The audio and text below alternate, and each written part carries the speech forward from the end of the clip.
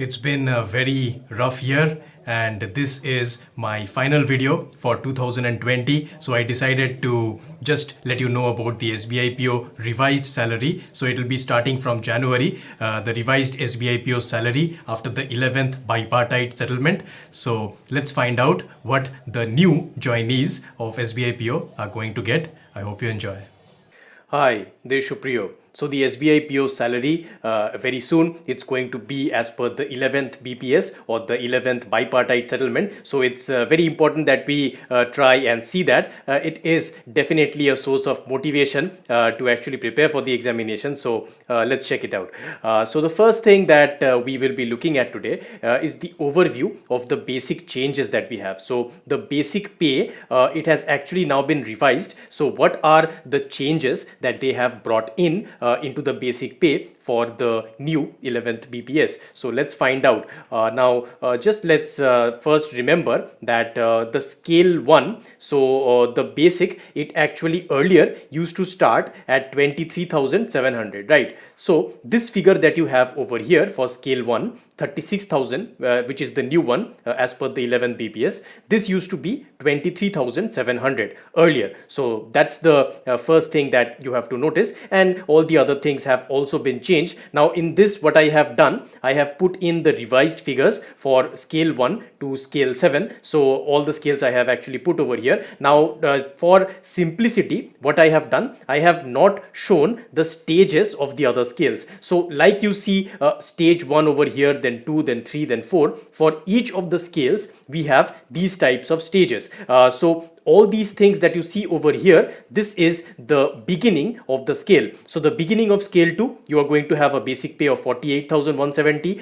Beginning of scale 3, 63,840, and similarly beginning of scale 6, 1,04,240, and so on. So these numbers that you see over here, they are for the beginning portion of the scale, and then it keeps on increasing as per the increments that you have. Now you will see that 36,000 is the first one, right? So now 23,700 is not there, it is 36,000. But now to get to the next stage of that scale, what you have each increment of rupees 1,490. Now this is quite interesting to remember. Earlier we had when 23,700, when this was the basic, we had increments of 980 rupees, right? So this was the earlier increment. Now it is not there. Each increment now in this stage, it is actually 1,490, and there are 7 such increments. So 1,490 into 7 plus 36,000, you are going to get to 46,430. And then what we have 1,740 and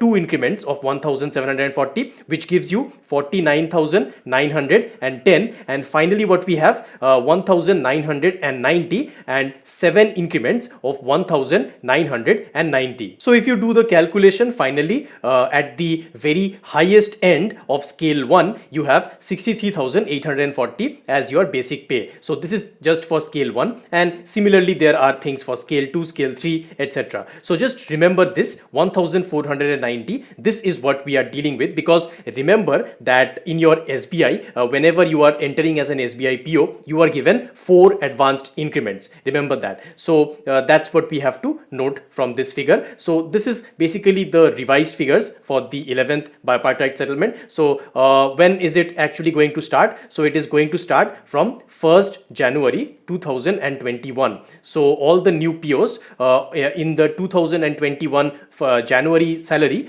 slip, they are going to see the reflection of this new salary that I am going to talk about today. So that is the date, and just let us now look into the revised salary. So what is exactly the new salary that you can expect?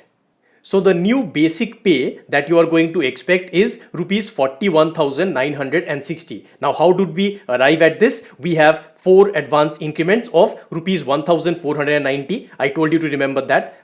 So 1490 into 4, and we add it to 36,000, we get 41,960. And remember that they have reckoned the DA of 48.8% inside this figure itself, so it is a little bit higher figure. Now we have the dearness allowance. So dearness allowance, it is 9,986.48. This is basically calculated as 23.8% of the basic pay. Then we have the HRA, or the house rent allowance. Now remember that HRA, it has different tiers. So you have 7%, 8%, 9% tiers. But here we are going to consider 7%, which is the lowest tier, and it comes out to be rupees 2,937.20. So that's the HRA that we have.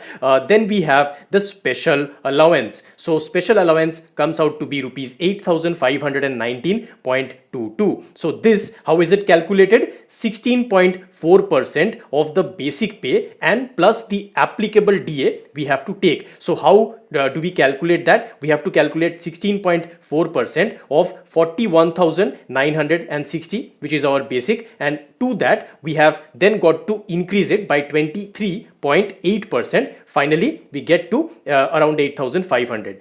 So that is all about your special allowance. Now coming to another new thing that has been added, the learning allowance. So the learning allowance, it comes out to be 742.80. Now how is this calculated? It is actually rupees 600, the learning allowance, but on this 600 you also have to account for the DA, and the DA is at 23.8%. so that is how we actually get to 742.80. Then we have the city compensatory allowance, or the CCA. So the CCA, it is right now actually differing. So either 1450 or 1150. We are going to actually calculate only 1150, which is the lowest tier. Now remember that if you are at a non-CCA center, if you don't have that CCA, then you are going to get something called the location allowance, and the location allowance, it is 700 rupees per month. Okay, now coming to the next thing, which is the smart compensation package. Now I have already described the smart compensation package, and just considering the same figures as there were earlier. Now remember, this is actually going to change, but still let's consider the lower figure. It is 12,872.25. so finally calculate all these things, you get 78,167.95 as your gross pay. Now coming to the deductions, you have the employee provident fund, the EPF deduction. It is actually calculated as 10% of your basic, so 4,196. Then you have the professional tax. It varies from center to center, but usually it is rupees 200. Then you have the NPS contribution. This is also very important, and this one, it is actually calculated as 10% of basic plus DA, and so it comes out to be 5,194.64. so finally, after calculating all these things, you arrive at rupees 9,590.64 as your deductions. So finally, your net pay, it comes out to be 68,577. So this is the net pay that you can expect in your hand at the end of every month. Now remember, there is one important thing that we have not considered in the deduction, which is taxes. And if you calculate it, if you are actually judiciously allocating the money for your ATC deductions and also the NPS extra deductions, whatever you have, then you are going to get a liability of roughly 5,200 rupees per month. So after accounting for all these kinds of things, and you can also just think that you're not going to get all the things at the start, so you are going to expect a net pay of 60,000 to 65,000 approximately at the end of the day.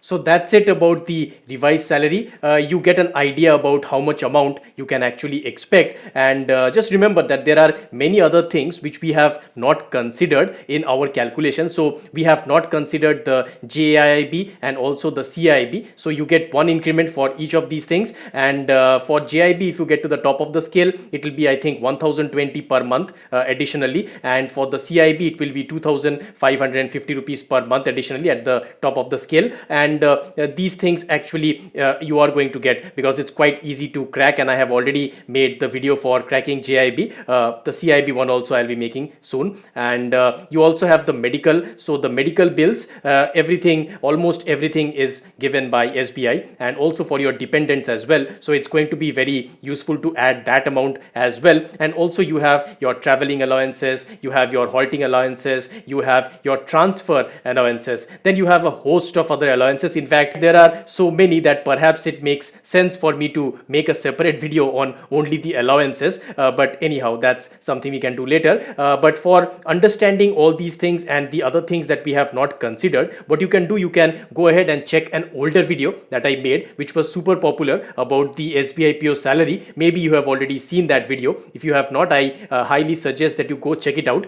All the latest data I have given over here in this video, and the old data, the important things about the other calculations, you can find in that video. So go check it out, and I hope that this video is actually a little bit of motivation to prepare for the examination that is coming very, very soon. And so my final thoughts are just this, that your salary is, after all, a very important component of your work life. So salary is definitely very important, and it is a very important thing for all of us. But remember that salary is not the only thing that should drive a person. So there should be some other goals that you have set for yourself. There should be some kind of self-actualization goals that you have. So salary cannot be the driving factor, because if salary is the only thing that motivates you, then you are not going to be able to go that far in your career. It's actually very important to find out why you are getting into the banking industry, whether you have that passion for finance and banking. And if you can find that passion, if you can